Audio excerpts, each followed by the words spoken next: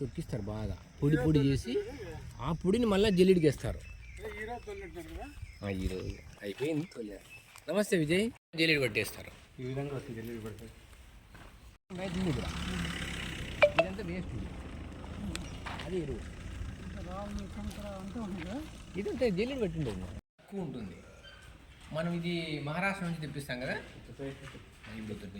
అక్కడ దాంట్లో ఆ కొండల్లో ఫాస్ఫేట్ గుణం ఎక్కువ ఉంటుంది.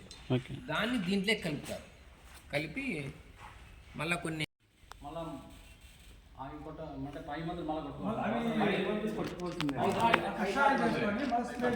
కషాయాలు కొట్టుకోవచ్చు. మనం దాన్ని రికమెండ్ చేయలేదు. ఇంకా మనం డెమో పెట్టిన చోట అవి ఇప్పుడు మరకొట్టు పనిలో మనకు చేసినాం సార్. అవి వేరుశనగ చేసినాం మనము. ఇప్పుడు ఇన్నోవేషన్గా మా మిర్చికి ప్యాడింగ్ చేస్తున్నాం మనం. మళ్ళీ ఇప్పుడు కొత్తగా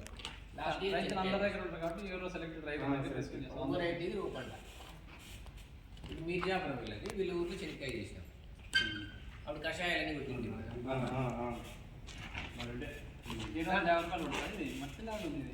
అట్లే అనిపిస్తుంది. ప్యాడ్ అంటే మట్టే. ఈ కంపోస్ట్ రకం ఉంటుంది, దిబ్బెరు రకం ఉంటుంది. దిబ్బెరు కొద్దిగా వెయిట్ లెస్ వస్తుంది, కంపోస్ట్ కొద్దిగా వెయిట్. అది కరెక్ట్. ఇప్పుడు మామూలుగా అన్ని కంపోస్ట్ చేస్తే సార్ దీంట్లో 3 రకాలుగా వస్తుంది. అదే పేరు వేస్తే వస్తుంది. అదే వెయిట్ తక్కువ ఉంటుంది. సేంద్రియ వ్యవసాయంలో ప్రధానంగా వచ్చేది ఎరువులు ఎలా అనేటువంటి సమస్య వస్తుంది. ఇక్కడ గుంటూరు దగ్గర ఈ సత్యసాయి సంబంధించినటువంటి వ్యవసాయ సంఘం వారు ఆర్గానిక్ సంబంధించినటువంటి ఎరువు ఎలా తయారు చేయాలనే యూనిట్ మనం సందర్శిస్తున్నాం. ఇక్కడ వీళ్ళు పేడ, కొన్ని సేంద్రియ సంబంధించి ఎరువులు ఇస్తున్నారు.